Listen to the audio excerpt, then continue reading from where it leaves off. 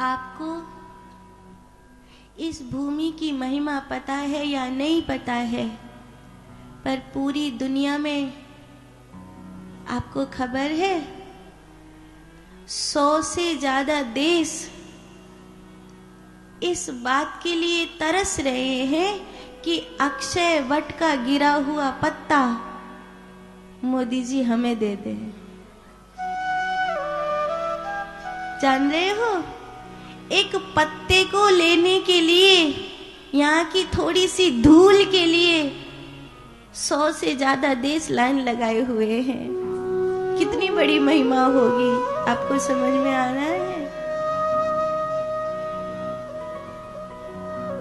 400 वर्ष तक इजाजत नहीं थी कि लोग किले के भीतर जा सकें, जिसे अकबर किला के नाम से जाना जाता है। इलाहाबाद था ना, ये प्रयाग नहीं था, तब से इलाहाबाद बन गया था। इलाहाबाद में किले के भीतर किसी को जाने की अनुमति नहीं थी। आपको अक्षय वट की कहानी का पता है या नहीं है? वैसे तो स्कूल में बच्चों को पढ़ाई जानी चाहिए, पर दुर्भाग्य है इस देश की शिक्षा व्यवस्था का कि स्कूलों में ये चीज बताई नहीं गई है। बाकी इतिहास में बताई जानी चाहिए ये चीजें, कि औरंगजेब ने और अकबर ने इस पेड़ को कटवाना शुरू किया था और बहुत हिस्सा कटवा दिया था, लेकिन ये पेड़ फिर हरा हो जाता। तो सैनिकों ने कहा, महाराज इसे पूरा नहीं कटवा पाओगे आप, ये फिर उपज आएगा। तो कहा ठीक है, आग लगा दो, और उन्होंने उसमें आग लगा दी। तथापि वो पेड़ फिर से हरा हो गया। तभी ये प्रमाणित हुआ कि अक्षय वट के नीचे से सरस्वती नदी बहती है, इसीलिए जलाने के बाद भी ये पेड़ मरा नहीं है। ये वृक्ष कितना बड़ा है, इसलिए इसे अक्षय वट कहते हैं। ये वृक्ष कितना पुराना है। जब सृष्टि का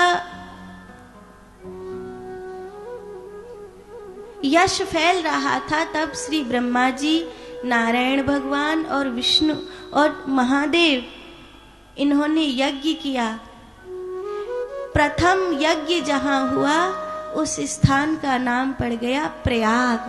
प्रथम यज्ञ जहां हुआ उसका नाम पड़ गया प्रयाग। इसे प्रयाग की छाया करने वाला वृक्ष कहा गया।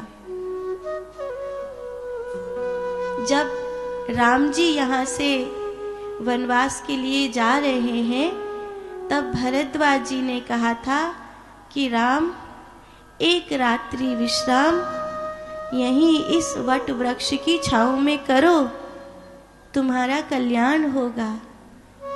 भरत जी जब आए और उन्होंने कहा कि मैं हार गया हूँ संसार से, तब भरद्वाज जी ने कहा, जाओ वट वृक्ष की परिक्रमा देकर माथा टेक लो, आज जो मांगोगे वो मिल जाएगा। और भरत जी ने उस समय राम को मांगा कि राम जी का राज तिलक हो। अभी मैं किसी के मुंह से सुन रही थी कि लेटे वाले हनुमान जी की, बोले ये मूर्ति यहाँ पे निकली तो अकबर ने यहाँ व्यवस्था करवाई, अपने आप को हिंदुओं का हितैषी दिखाने के लिए। ऐसा नहीं है। ये जो हनुमान जी का यहाँ विराजना है वो अकबर ने विराजित नहीं कराया था। हनुमान जी का यहाँ विराजना बहुत प्राचीन है। जो पुराणों की खेपक वाली कथाएं आती हैं, आपने अगर आप धर्म ग्रंथ पढ़ते होंगे तो आपको पता होगा, हर एक ग्रंथ के खेपक की कथाएं होती हैं। जैसे रामायण जी, एक रामायण जी सीधी सीधी चल रही हैं, एक रामायण जी आती हैं, जयदयान गोलका की भी है और भी है, जिसमें खेपक लिखे हुए होते हैं। ऐसे ही पुराणों की भी खेपक आते हैं। जैसे गीता प्रेस गोरखपुर से जो पुराण खरीदेंगे, मुंबई प्रेस से जो पुराण खरीदेंगे, उनमें कुछ पुराण ऐसे आते हैं जिनमें खेपक संग आता है। एक पुराण ऐसे आते जो केवल कहानी उसमें लिखी होती है। तो खेपक वाले जो पुराण आप पढ़ेंगे उसमें ये कहानी आई है कि जिस समय हनुमान जी ने सूर्य नारायण से ज्ञान प्राप्त किया, उस समय हनुमान जी ने पूछा कि मैंने आपसे ज्ञान लिया है, मैं आपको गुरु दीक्षा में दक्षिणा में क्या दूं? आपने मुझे दीक्षा दी है, मुझे आपको दक्षिणा देनी है, तो मैं आपको क्या दूं? तो सूर्य नारायण ने कहा, मुझे दक्षिणा देना चाहते हो तो राम जी का अवतार राक्षसों के नाश के लिए हुआ है। इस समय राम जी का वनवास होने वाला है, उनकी सहायता करना। तो हनुमान जी बड़े ताव में गए तो बोले, मैं राम जी को कष्ट ही क्यों देना, मैं ही मार देता हूँ सबको। तो हनुमान जी बड़े ताव में आकर कि मैं ही खत्म कर देता हूँ, फिर वनवास की जरूरत ही नहीं पड़ेगी, तो पहले अयोध्या जाऊं, वहां पर कह के आऊं वनवास की कोई आवश्यकता नहीं है, राक्षसों को मैं ही मार दूंगा। तो यहाँ गंगा पार करने के लिए आए। यहाँ सांझ हो गई, ध्यान में बैठ गए, गंगा मैया के सामने ध्यान करने में बैठे तो उनको बड़ा सुख मिला। माया बेचैन हो गई कि अगर हनुमान जी इसी ताव में राक्षसों को मार देंगे तो फिर तो राम जी की लीलाओं का जो वो विस्तार होना है उसका क्या होगा। अब ध्यान में बैठे हैं तो माया कुछ कह भी नहीं सकती है, माया का वश निंद्रा में चलता है, ध्यान में तो नहीं चलता, तो मैं क्या करूं। तो माया इंतजार करने लगी। तो माया जब इंतजार कर रही तो सूर्य भगवान ने गंगा जी को कहा, हनुमान जी को तनिक विश्राम दीजिए। तो गंगा मैया ने अपनी गोद को कुछ ऐसा किया कि हनुमान जी को विश्राम हुआ। जब हनुमान जी यहाँ विश्राम करने लगे तो माया का थोड़ा सा वश चला और हनुमान जी भूल गए कि मुझे बहुत सारे राक्षसों को अभी मार देना है। वहाँ सत्संग हो रहा है, भरद्वाज मुनि, वाल्मीकि मुनि सब बैठे हैं। वहाँ पर ये सुनाया जा रहा है कि अब राम जी यहाँ से होकर जाएंगे, ऐसे ऐसे चातुर्मास पूरा करते हुए वो सुग्रीव से मैत्री करेंगे, और पूरी कहानी वाल्मीकि मुनि बता रहे हैं। तो भारद्वाज मुनि खुश हैं कि यहाँ से राम जी जाएंगे। तो हनुमान जी ने पूछा कि मेरे लिए क्या करना है। तो वाल्मीकि मुनि ने कहा, इस समय आप अयोध्या मत जाइए, क्योंकि राम जी वनवास के लिए चल दिए हैं। राम जी यहाँ से होकर निकलेंगे, ऐसा करिए आप अब किष्किंधा चले जाइए, आपको वहीं पर राम जी मिलेंगे। तो जहाँ हनुमान जी ने विश्राम किया था, वही हनुमान जी के विश्राम की जो मूर्ति है, उसी को यहाँ प्रयाग में लेटन हनुमान जी के नाम से जाना जाता है। आज से लगभग 650 साल पहले एक कन्नौज के राजा हुए थे, उन्होंने यहाँ मंदिर का निर्माण कराया था। बाबा बालकनाथ जी ने यहाँ पर बहुत तपस्या करके उसका विस्तार,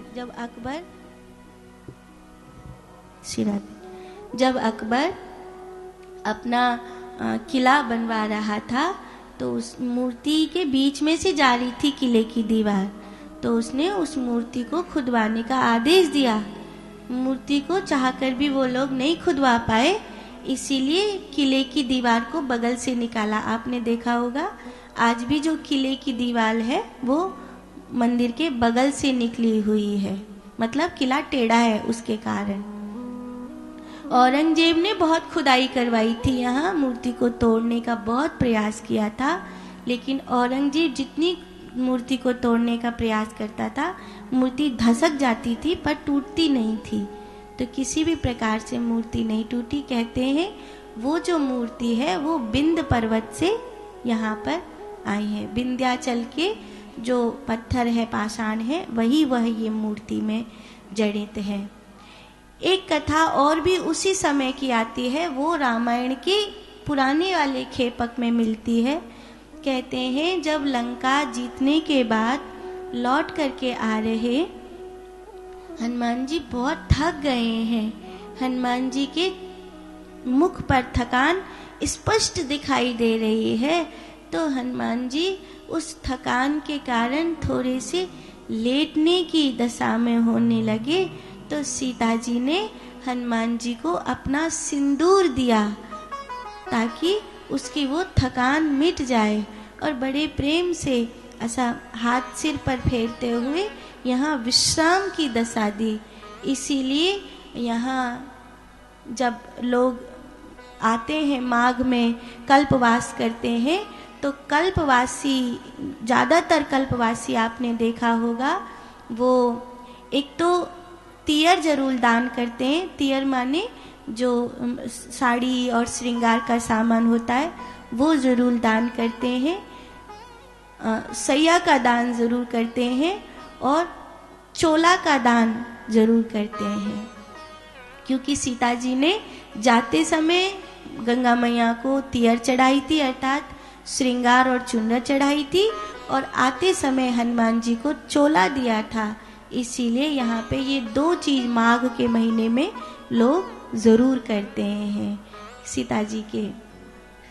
आज शनिवार का दिन है, मैंने सोचा हनुमान जी को यहीं बैठे बैठे याद कर लूं, तो मैंने हनुमान जी की ये कथा आपको सुनाई। बोलिए हनुमान जी महाराज की, लेटन हनुमान जी महाराज की। तो प्रयागराज की भूमि पर लेटन हनुमान जी को बारंबार प्रणाम करूं मैं। कई बार गंगा मैया मंदिर में प्रवेश कर जाती है तो हनुमान जी की जो विग्रह पूरा गंगा मैया में जलमग्न हो जाता है। गंगा मैया हनुमान जी को स्नान कराने के लिए आती हैं। ये सूर्य नारायण का आदेश है। जब गंगा मैया हनुमान जी को स्नान करा के जाती हैं, उसके बाद भगवान सूर्य ने कहा है कि भगवती गंगा में जो लोग अपने पाप धो कर गए हैं, उन पापों के धोने से जो गंगा को संकट आया है, वो संकट मोचन हर लेते हैं। तो गंगा आती है हनुमान जी को स्नान कराने।